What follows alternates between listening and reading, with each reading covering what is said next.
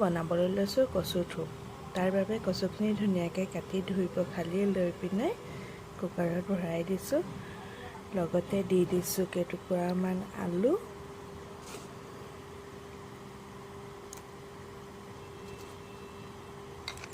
অকণমান মচুৰ দালি ধুনীয়াকৈ ধুই পখালি লোৱা হৈছে।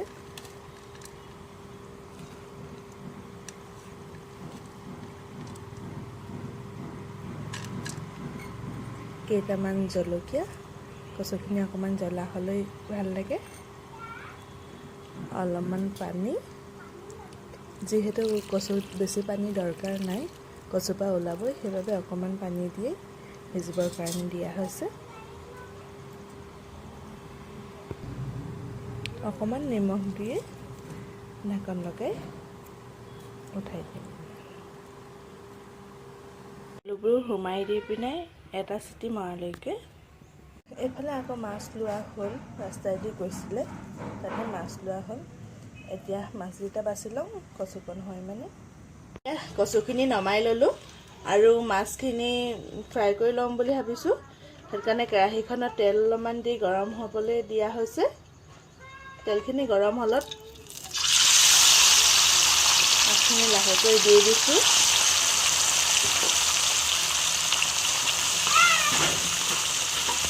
খিনি ফ্ৰাই হৈ গ'ল, কাঢ়ি লওঁ। আৰু অকণমান মাছ আছে, তাকো ফ্ৰাই কৰি লওঁ। এয়া মাছখিনি কাঢ়ি ল'লোঁ। এইফালে কচুখিনি বইল হৈ গ'ল।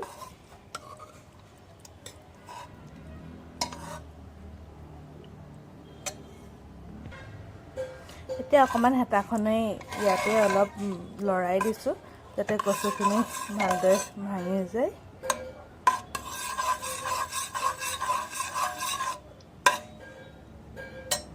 গছৰ পৰা টেঙা মৰা পাত কেইটামান ছিঙি আনিছোঁ কচুত দিবৰ বাবে, তাকে কাটি লওঁ। এতিয়া মাছ ভজা তেলখিনিতে কেইটামান গোটা জিৰা দি দিছোঁ। অকণমান পিঁয়াজ, আদা, নহৰু দি দিয়া হৈছে।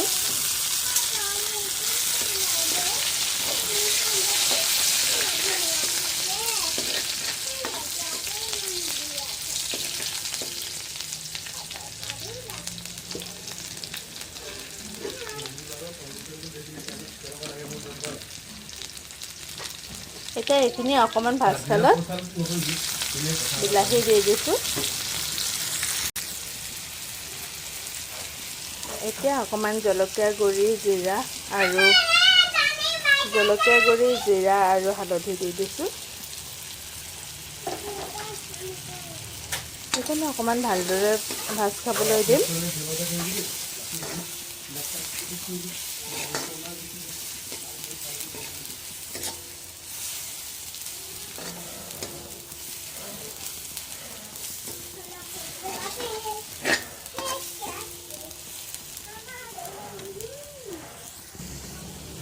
এতিয়া মছলা আৰু বিলাহীকণ ভালদৰে ভাজ খালে তাতে দি দিছোঁ টেঙামৰা পাতখিনি।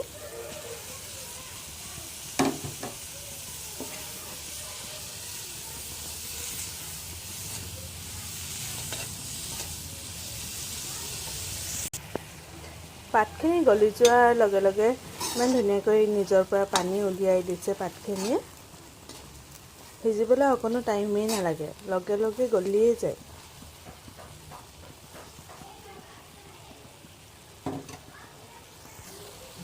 এতিয়া ইয়াতে অলপমান মাছ দি দিম।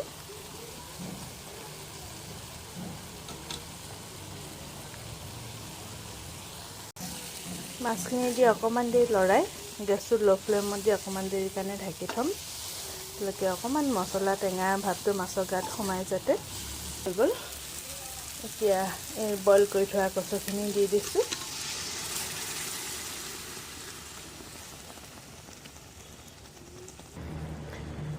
এয়া আজি আমাৰ কচু শাককণ ৰেডি হৈ গ'ল।